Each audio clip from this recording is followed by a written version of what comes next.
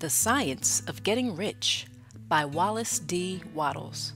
Narrated by Batia Barnes, www.batiyah.com. Chapter 6. How Riches Come to You. When I say that you do not have to drive sharp bargains, I do not mean that you do not have to drive any bargains at all, or that you are above the necessity for having any dealings with your fellow men. I mean that you will not need to deal with them unfairly. You do not have to get something for nothing, but can give to every man more than you take from him.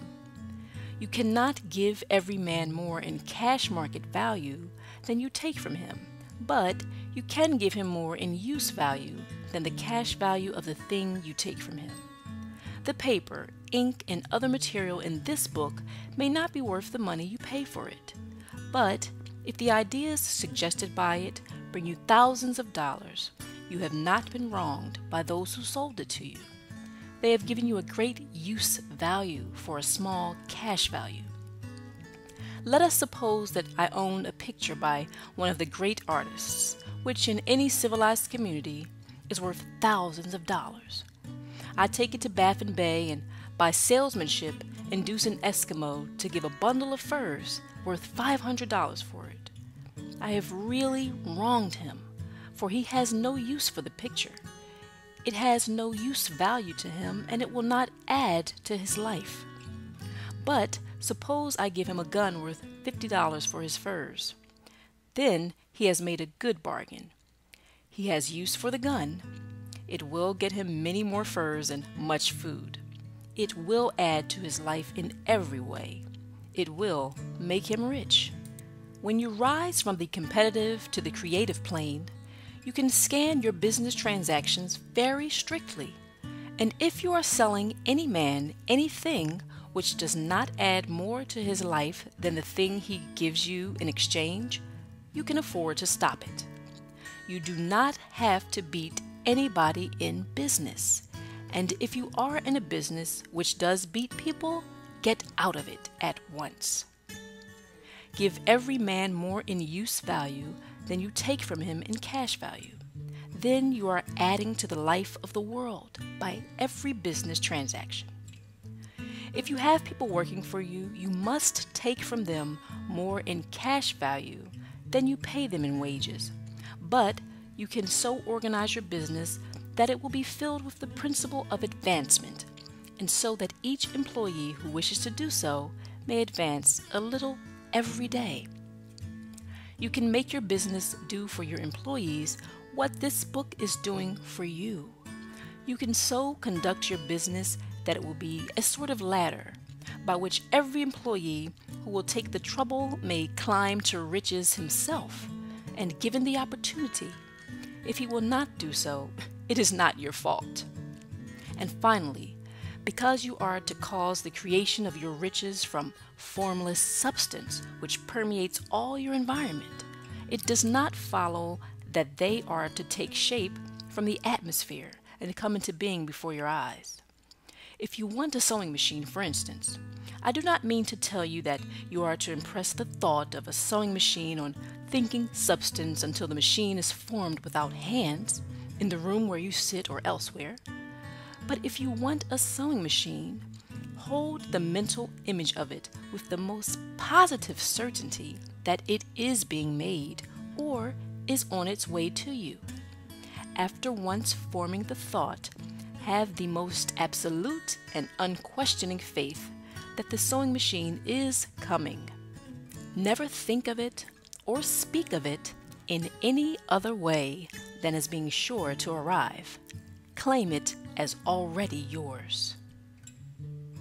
It will be brought to you by the power of the supreme intelligence acting upon the minds of men. If you live in Maine, it may be that a man will be brought from Texas or Japan to engage in some transaction which will result in your getting what you want. If so, the whole matter will be as much to that man's advantage as it is to yours. Do not forget for a moment that the thinking substance is through all, in all, communicating with all, and can influence all.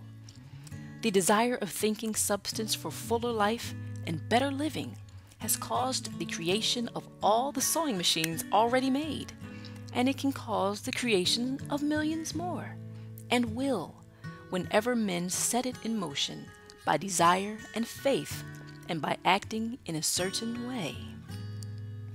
You can certainly have a sewing machine in your house, and it is just as certain that you can have any other thing or things you want and which you will use for the advancement of your own life and the lives of others. You need not hesitate about asking largely.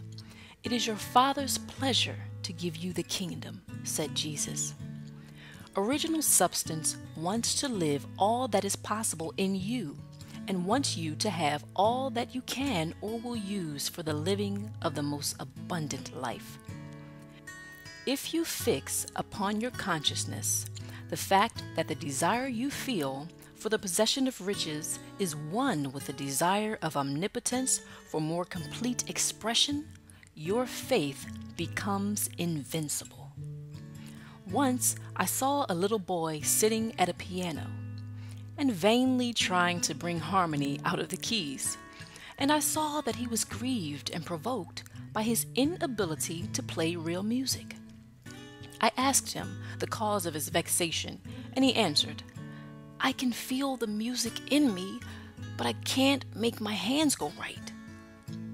The music in him was the urge of original substance, containing all the possibilities of all life. All that there is of music was seeking expression through the child. God, the one substance, is trying to live and do and enjoy things through humanity. He is saying, "I want hands to build wonderful structures, to play divine harmonies, to paint glorious pictures. I want feet to run my errands, eyes to see my beauties, tongues to tell mighty truths, and to sing marvelous songs," and so on. All that there is of possibility is seeking expression through men. God wants those who can play music to have pianos and every other instrument, and to have the means to cultivate their talents to the fullest extent. He wants those who can appreciate beauty to be able to surround themselves with beautiful things. He wants those who can discern truth to have every opportunity to travel and observe. He wants those who can appreciate dress to be beautifully clothed, and those who can appreciate good food to be luxuriously fed. He wants all these things because it's Himself that enjoys and appreciates them. It is God who wants to play and sing and enjoy beauty and proclaim truth and wear fine clothes and eat good foods. It is God that worketh in you to will and to do, said Paul.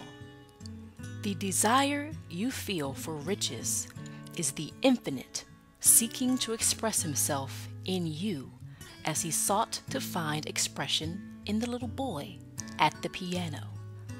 So you need not hesitate to ask largely. Your part is to focalize and express the desire to God. This is a difficult point with most people. They retain something of the old idea that poverty and self-sacrifice are pleasing to God. They look upon poverty as part of the plan, a necessity of nature.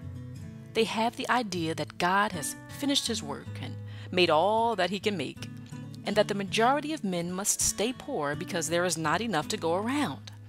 They hold to so much of this erroneous thought that they feel ashamed to ask for wealth. They try not to want more than a very modest competence, just enough to make them fairly comfortable. I recall now the case of one student who was told that he must get in mind a clear picture of the things he desired, so that the creative thought of them might be expressed on formless substance. He was a very poor man, living in a rented house, and having only what he earned from day to day, and he could not grasp the fact that all wealth was his. So, after thinking the matter over, he decided that he might reasonably ask for a new rug for the floor of his best room, and an anthracite coal stove to heat the house during the cold weather. Following the instructions given in this book, he obtained these things in a few months, and then it dawned upon him that he had not asked enough. He went through the house in which he lived and planned all the improvements he would like to make in it. He mentally added a bay window here and a room there until it was complete in his mind as his ideal home. And then he planned its furnishings. Holding the whole picture in his mind, he began living in the certain way and moving toward what he wanted. And he owns the house now and is rebuilding it after the form of his mental image. And now, with still larger faith, he is going on to greater things. It has been unto him according to his faith, and it is so with you and with all of us.